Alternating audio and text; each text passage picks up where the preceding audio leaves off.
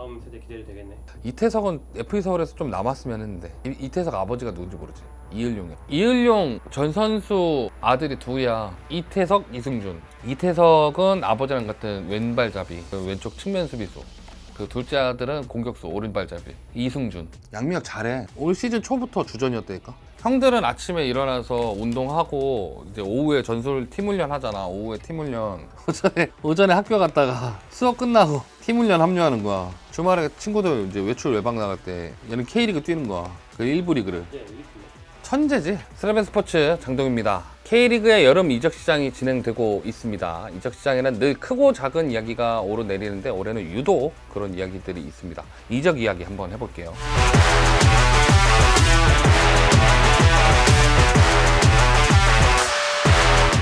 트레이드? 일단 축구라는 스포츠에서 트레이드는 흔한 일은 아닙니다. 선수에 더해 그 돈을 더 얹어서 거래를 한다던가 혹은 금전적 교환 없이 선수와 선수를 교환하는 것은 유럽형 이적이 아닌 미국식 프랜차이즈 이적 방법에 가까운 룰입니다. 실제로 유럽에서도 선수 간 직거래가 있긴 하지만 모양새가 트레이드지 별개의 건으로 생각을 합니다. 대신 이적료가 좀 저렴해진다거나 하는 것이 있고요. 장부상 지출 수입이 기록돼야 하는 부분도 있어서 작용하지 않나 생각이 듭니다. 원래 K리그의 모태는 미국식의 폐쇄형 프랜차이즈 리그를 운영했고 실제로 하부 리그가 없었던 시점에는 자유계약이 아닌 드래프트 선수 선발이라던가 FA 선수에게도 이적료가 있었던 리그였던 만큼 유럽형 시스템을 갖춰가고 있으나 운영상 도움이 되는 이적권의 경우는 아직 남아있고 그중 하나가 현금 없이 선수 간 거래인 트레이드가 됩니다.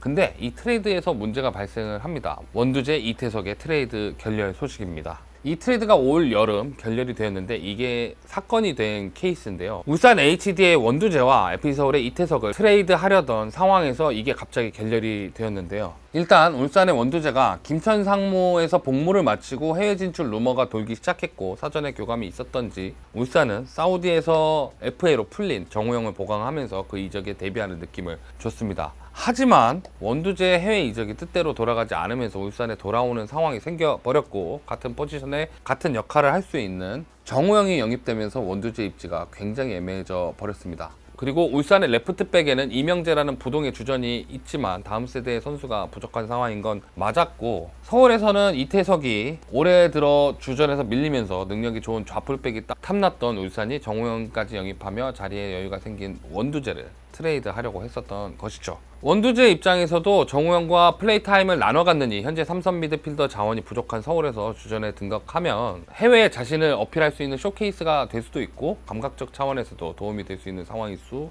있습니다. 더불어서 이명재와 조현택이라는 레프트백 체제를 유지하고 있었지만 조현택이 상무로 입대를 하면서 왼쪽 풀백이 필요한 상황이 되었고 실력이 있지만 현재 주전에서 밀려있는 수위급 레프트백인 이태석이 필요해졌습니다. 이 이적은 양자 간 이해관계가 맞아 필요한 것이 아닌 울산이 먼저 서울에 제안을 했고 서울이 검토 결과 이해관계가 맞아 떨어질 듯해서 진행된 일이었습니다. 그러니까 레프트백이 필요한 울산이 이태석을 문의했고 삼선 미드필더가 필요한 서울이 원두재를 요구했던 게 맞아 떨어진 거죠. 하지만 트레이드가 본격 마무리 국면으로 들어가면서 수면 위로 올라오자 울산 팬들이 엄청나게 반대를 하기 시작했고 더불어서 김판공 감독 선임 이전까지 감독 대행을 맡았던 홍명보 사단의 코칭 스태프가 원두재 이적을 강하게 반대하기 시작하면서 울산 측이 이 트레이드를 파토냈습니다. 이게 어느 정도 중간 지점 정도에서만 파토가 났다면 그나마 데미지가 덜할 텐데 상호 선수와 구단과 모두 합의가 완료된 상황에서 유니폼만 바꿔 입으면 되는 바로 그 직전에 거래를 파토내버렸기 때문에 상처가 더 커져버린 상황이죠. 일단 울산의 원두재 입장에서도 본인이 트레이드 카드로 사용됐다는 것과 팀 내 입지가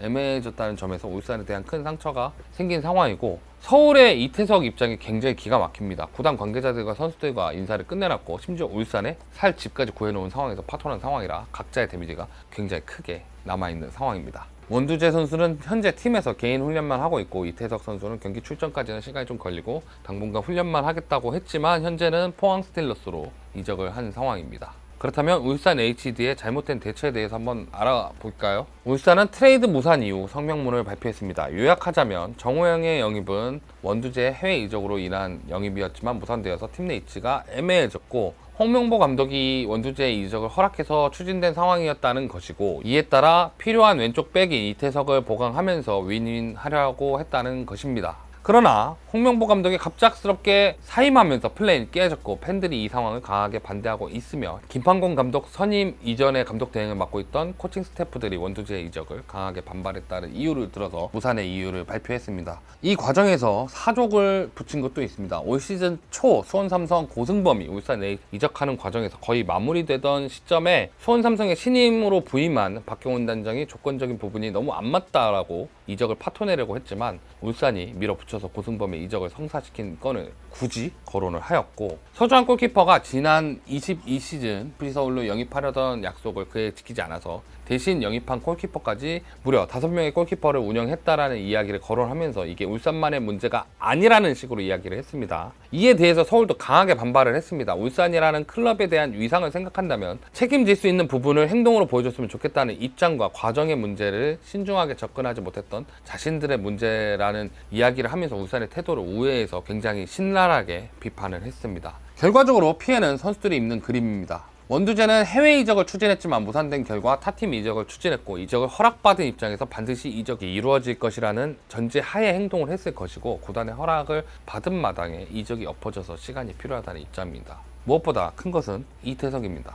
울산에 집까지 구해놨습니다. 구단과 마무리 인쇄까지 끝내놓고 직전에 일이 틀어진 상황입니다. 현재 팀에서 경기를 제대로 뛰지 못하는 상황에서 본인도 변화를 주는데 긍정적이었을 상황인데, 하루아침에 일이 틀어졌으니 정치적인 데미지가 있었을 것이지만 다행히도 포항 스틸러스로 강현무 선수가 트레이드가 됐습니다. 결과적으로 울산의 선택으로 여러 사람에게 피해를 입혀버린 사건으로 남게 되었습니다.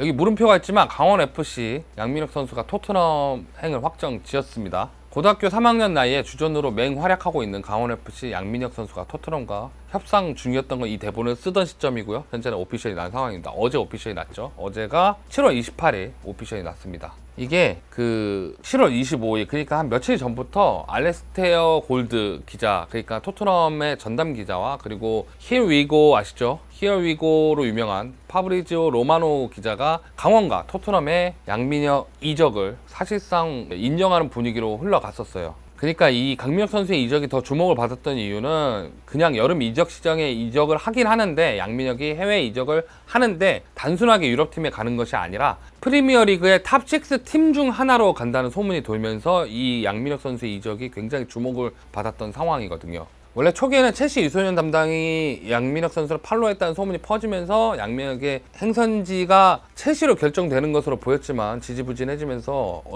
한때는 또 강원FC에 잔류하는 것이 아닌가 이런 분위기로 바뀌는 것 같았는데, 아시잖아요. 지금 강원FC 대표이사가 김병지 전 골키퍼입니다. 자신의 유튜브 채널을 적극적으로 활용을 하고 팬들의 애간장을 태우는 언론 플레이를 계속하면서 관심의 불을 꺼뜨리지 않았습니다. 그리고 예상대로 김병지 이사가 7월 28일과 29일 중 하루에 양민혁 이적 현황 마무리를 유튜브 통해 발표를 한다고 했지만 어쨌든 토트넘 행이 확정이 됐습니다. 이 시점이 예상되었던 이유 중에 하나가 현재 토트넘이 국내 친선 경기를 위해서 입국하는 시점과 겹치는 상황이고, 이때 좀 행정적인 절차를 좀 마무리 짓고 오피셜까지 할 거라는 예상이 있었고, 실제로 그대로 양민혁 선수가 토트넘 행을 이 기간에 마무리 지었습니다. 그리고 예상대로 양민혁의 영입을 마무리 지은 상태에서 재임대를 통해서 올 시즌 끝날 때까지 강원FC에서 시즌을 마무리하고 1월에 토트넘에 합류하는 것으로 결정이 됐죠. 그러면서 진짜로 올 시즌 강원FC의 활약은 그대로 하나 토트넘 선수가 되는 것으로 확정이 되면서 이제 이 기사는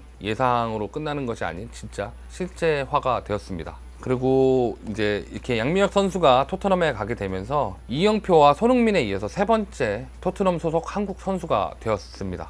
그리고 중동 메시 남태희 선수가 드디어 K리그에 데뷔했습니다. 프랑스 리그 1에서 데뷔를 해서 중동을 거쳐 얼마 전까지 요코하마 F 마리노스에서 활약을 했던 남태희 선수가 제주 유나이티드에 입단했습니다. 남태희의 K리그 첫 데뷔입니다. 프랑스 발렌시엔에서 데뷔한 남태희가 카타르의 알 두하일로 이적을 해서 오랜 기간 활약하면서 중동에서의 전성기를 알렸고, 잠시 카타르의 알사드로 이적해서 활약을 했지만 거의 대부분의 커리어를 알 두하일에서 보냈습니다. 이후 J리그 요코하마 F 마리노스를 이적을 하면서 J리그의 도전을 이어갔지만 생각보다 잘 풀리지 않았고, 명단에서 제외되는 시기가 늘어나면서 이적을 생각할 수밖에 없는 상황에 놓여졌죠. 당초 남태희와 밀접하게 연결되던 구단은 본인의 출신 고등학교이기도 한 울산 HD였습니다. 남태희와 정우영이 같이 울산에 연결되던 것은 올해뿐만 아니라 작년부터도 연결이 되어 있었고, 작년엔 두 선수 다 이적이 아닌 잔류와 J리그 이적을 택하면서 이어지지 않았습니다. 다만 홍명보 감독이 원했던 것이 맞는지 올해도 연결은 계속 되어 있었습니다. 실제로 정우영 선수는 울산에 합류를 하면서 K리그에 성공적으로 데뷔를 했지만, 정우영 선수를 영입했던 홍명보 감독은 팀을 떠나 대표팀으로 가버렸고, 덩달아 남태희의 경우도 자신을 원한 감독이 떠난 이상 울산을 고집할 이유도 없어졌겠죠. 그리고 남태희의 선택은 제주 유나이티드였습니다. 이미 베테랑이 차고 넘쳐서 오히려 베테랑에 대한 문제가 커지고 있는 울산 HD보다는 구심점이 필요한 제주가 더 남태희에게 어울릴 수 있고, 공격 작업을 해줄 공격형 미드필더의 존재가 필요한 점도 남태희에게는 중요한 이유가 될 수 있었다라고 봅니다. 거기에 더해 국제학교의 존재도 남태희가 제주를 선택한 이유도 있다라고 합니다. 마무리를 합시다. 울산은 이번 선택으로 앞으로의 이적 시장에 의심스러운 시각으로 타 팀과 상대해야 하는 스스로의 페널티를 만들고 말았습니다. 결국 피해는 선수들과 코칭 스태프 그리고 팬들이 짊어지게 되겠죠. 울산은 이것을 어떻게든 정상으로 되돌리려 노력해야 합니다. 양민혁 선수에게는 굉장한 도전이 될 겁니다. 양민혁 선수의 이적이 실제로 성사가 되면서 양민혁 선수는 우리가 생각하는 것보다 더 높은 퀄리티의 가능성을 가진 유망주가 된다는 이야기도 가능합니다. 다만 선수가 성장하는 시점은 우리가 결정할 수 있는 부분이 아니기 때문에 그저 즐기길 바랄 수밖에 없습니다. 남태희의 복귀로 여러 해외팀에서 활약하던 국가대표 베테랑들이 국내로 돌아와서 선수 생활을 마무리 짓는 분위기가 형성되고 있습니다. 그 활약하던 해외 리그가 크건 작건 경험을 갖고 돌아와서 전수한다는 것이 또 다른 한국 축구의 자산으로 남을 수 있다는 점에서 좋은 문화가 형성될 수 있다고 생각합니다. 지금까지 스네벤 스포츠 축구작가 장동이었습니다. 토트넘 간 그 친구는 나이가 몇이야? 고3 그러면 만 18세인가? 그러면 제2의 손흥민이 될 수도 있다는 얘기야? 손흥민보단 키가 좀 작아. 키가 좀 작고 드리블은 더 기술이 좋아. 손흥민보다 약간, 그러니까 손흥민은 굳이 따지자면 같은 윙인데 손흥민은 피니셔, 그러니까 공격수 타입이고, 양민혁은 드리블러, 약간 미드필더 타입이야. 그래서 오히려 굳이 따지자면 이강인? 이재성? 요런 느낌? 오히려 이강인이나 이재성? 잘할 것 같아? 양민혁 잘해. 올 시즌 초부터 주전이었다니까. 형들은 아침에 일어나서 운동하고 이제 오후에 팀 훈련 하잖아. 오후에 팀 훈련. 얘는 오전에 학교 갔다가 수업 끝나고 팀 훈련 합류하는 거야. 주말에 친구들 이제 외박 나갈 때 얘는 K리그 뛰는 거야. 그 1부 리그를. 예, 엘리트네. 천재지. 그럼 제2의 손흥민 기대도 되겠네. 개인적으로 손흥민을 올려치는 게 아니라 양민혁 같은 스타일은 지금 사실은, 그러니까 드리블로 이제 뭔가를 타개할 수 있는 선수들이 스토크 시티의 배준호 뭐 많지. 그리고 뭐 여러 이제 유럽에 간 선수들 있잖아. 근데 오히려 손흥민과 비슷한 스타일은 굳이 따지자면 이제 공격 성향이 있는 황희찬 같은 스타일이 비슷하다고 볼 수 있는데, 손흥민은 좀 독보적인 것 같고, 약간 그냥 밸류 자체를 본다고 하면 양민혁도 기대해 볼 수는 있는데, 근데 이제 얘가 아직 18살이잖아. 그 만으로 부담을 좀 주지 말아야지. 부담을 좀 주지 말고, 난 얘가 좀 얘만의 캐릭터가 있어서, 그러니까 오히려 드리블 갖고 들어가는 거는 교육이 바뀌면 좀 나올 수 있는데, 문제는 그 손흥민 같은 골게터 있잖아. 우리 골게터라고 그러잖아. 골게터는 진짜 좀 개인적으로 골 잡는 애들은 타고나는 거야. 골게터는 나오기 좀 힘들어서 우리는 골게터가 나와야 돼. 공격수 기가 막히게 잘 넣는 애들. 그러니까 나도 일생 축구 보면서 손흥민 같이 유럽팀에서 이미 지금 한국 최다골인데, 한국 선수 유럽 최다골인데, 그런 것만 보면 손흥민은 독보적인 선수고, 그리고 프리미어리그 득점왕을 한 선수인데 그 선수가 어떻게 부족하겠어. 좀 나오기 힘든 타입이고, 양민혁 같은 선수는 그치. 근데 좀 잘해. 그 박주영, 진짜 천재 박주영 2005년에 K리그 데뷔할 때 전반기에 날아다녔어. 후반기에 잡히는 거야. 전반기에 이렇게 치고 올라다가 후반기에 잡히는 거야. 이게 그러니까 프로 레벨쯤 가면 두세 경기 안에 이 선수의 약점이 잡히기 때문에 초반에 센세이셔널하게 활약해도 5경기 이내에 약점이 다 파악이 되면서 막혀야 되거든. 얘는 그게 없어. 얘 드리블하면 1부 리그 선수들인데 다 녹아. 그리고 감독도 얘가 18살인 건 18살인 거야. 그냥 기용해. 그 양민혁 세대에 지금 있는 애들, FC서울의 강주혁인가? FC서울 강주혁이나 뭐 지금 수원삼성 박승수 그런 선수들. 그러니까 17살, 18살들이 막 프로 경기에서 골을 넣고 막 선수들을 제껴버리고 프로 선수들인데, 확실히 요새 애들이 좀 많이 천재성이 있긴 하지. 그런 것들을 보면 장래성이 있긴 하지. 다음 세대 기대도 되겠네. 이태석은 FC서울에서 좀 남았으면 했는데, 이태석 아버지가 누군지 모르지. 이을용 전 선수 아들이 둘이야. 이태석, 이승준. 이태석은 아버지랑 같은 왼발잡이, 왼쪽 측면 수비수. 그 둘째 아들은 공격수 오른발잡이 이승준. 그래갖고 두 선수가 둘 다 FE 서울에서 뛰고 있었고 아빠도 FE 서울에서 굉장히 오래 뛰었잖아. 근데 작년 말쯤부터 주전에서 밀리기 시작하더니 계속 트레이드 카드로 거론이 되는 것 같더라고요. 트레이드 카드로 거론이 되다가 올해 초에도 팀을 나가네 마네 했는데 결국에는 잔류를 했단 말이야. 그랬는데 나는 개인적으로 나중에 이 선수는 좀 계속 성장할 수 있는 선수라고 생각을 해. 왼발잡이기도 하고 본인 공을 또 잘 차기도 하고 아빠 같은 성향, 그러니까 아빠의 장단점을 같이 갖고 있어. 아빠가 갖고 있던 장단점을 같이 갖고 있어서 기술적인 면이 좋은데 스피드랑 피지컬적인 부분이 좀 떨어지고 그런 부분들을 같이 갖고 있어서 좋은데 거래인데 이렇게 한 번에 뒤집어진 사건은 이제 좀 덜 일어나야 되지 않나. 그래도 프로페셔널 리그인데 뭐 그런 얘기들.